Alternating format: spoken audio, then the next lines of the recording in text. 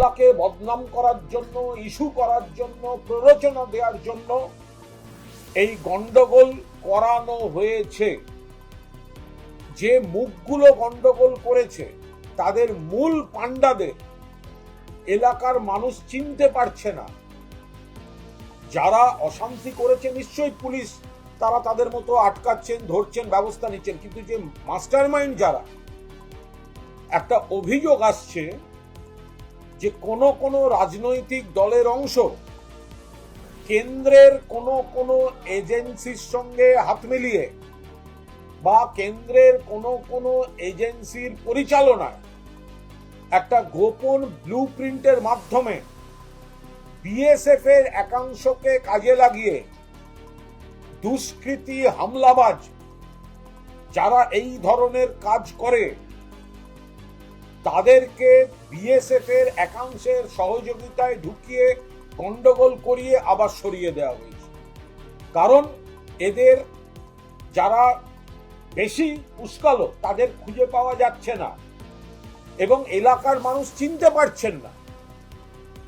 তারাই লোক খেপিয়েছে, তারাই আগুন জ্বেলেছে, তারাই গন্ডগোলটাকে তৈরি করে। আমরা শুধু বলছি আপনারা এতে পা দেবেন না, কারণ এতে বিজেপির এজেন্ডা। পশ্চিমবঙ্গে গন্ডগোল হলে, পশ্চিমবঙ্গে আগুন জ্বলার ছবি দেখালে কাদের লাভ?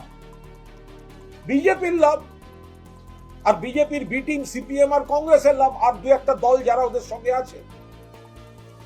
আমরা তদন্ত দাবি করছি এই অভিযোগ ঠিক কিনা যে কোন রাজনৈতিক দলের ওখানকার একটি অংশ, এটা একটা গভীর ষড়যন্ত্র, তারা বিএসএফ এর সঙ্গে একাংশের সঙ্গে হাত মিলিয়ে সীমান্ত দিয়ে কিছু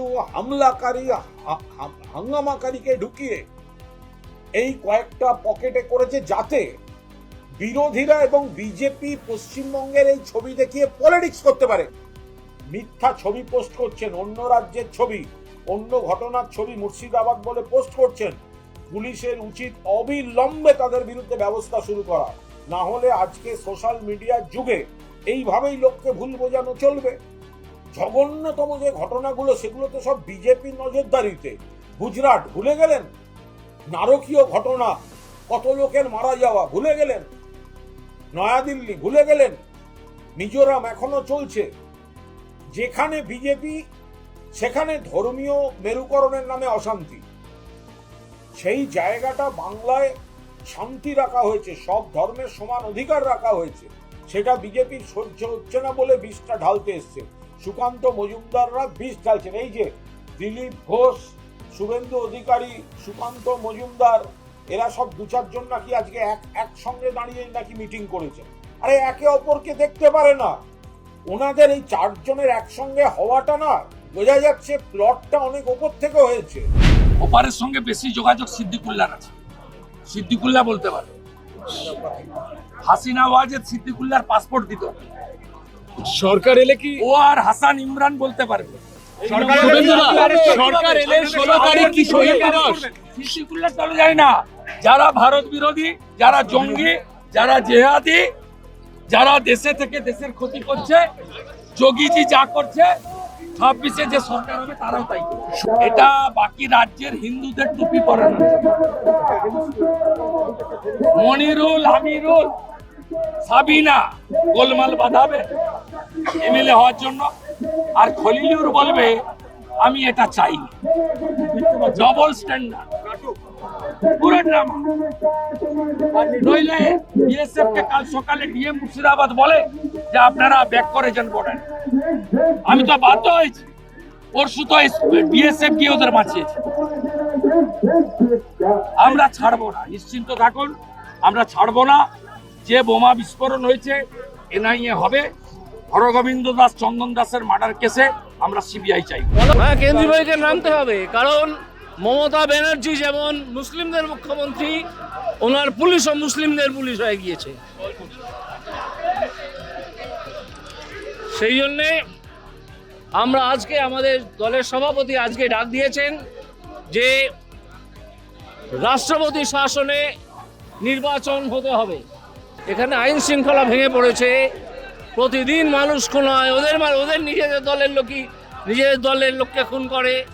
আমাদের দলের কর্মীদের টেররাইজ করা হয়, এটা কি গণতান্ত্রিক পদ্ধতি? এই গণতান্ত্রিক পদ্ধতি ফিরিয়ে আনতে হলে মুখ্যমন্ত্রীকে সরিয়ে দিয়ে বা তাকে অন্তর্বর্তী মুখ্যমন্ত্রী করে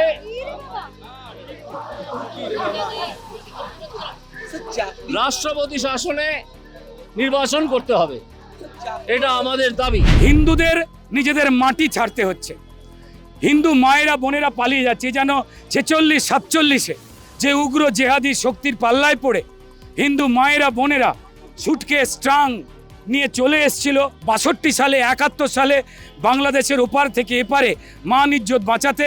আজ মালদা মুর্শিদাবাদে সেই ঘটনা ঘটছে, মানুষ শিউরে উঠছে, মেরে দেওয়া হচ্ছে ঘরের ভেতর ঢুকে চন্দন দাস আর তার বাবাকে। এটা কি হচ্ছে? ঘরে ঘরে ঢুকে লুটপাট, সরকারি সম্পত্তি ভাঙচুর, পুলিশের গাড়ি জ্বলছে, পুলিশ চুপ, সরকারি বাস জ্বলছে, বিডিও অফিস ভাঙচুর চলছে, পুলিশ চুপ। যখন তারা হিন্দুদের লুট মারধর করা শুরু করলেন, বেছে বেছে ওয়াকফের নামে হিন্দু দমনী প্রমাণ করে দেয় ওয়াকফটা আসলে অজুহাত ছিল। এই উগ্রবাদী জেহাদি শক্তির দ্বারাই মমতা বন্দ্যোপাধ্যায় নির্বাচিত হন। সিদ্দিকুল্লাহ চৌধুরীর ওই মিছিল থেকেই লোকজন বলে দিয়েছে মমতার কথা আমরা শুনবো না, উনি আমাদের কথা শুনে চলবেন। আর এই আনন্দে, যে আনন্দে এই জেহাদি শক্তিদের লোকজন হিন্দুদের ধর্মীয় পতাকা খুলে দিয়েছে, মমতা বন্দ্যোপাধ্যায় সিদ্দিকুল্লাহ চৌধুরীকে বলেছেন এই জমায়েতে আমি খুশি।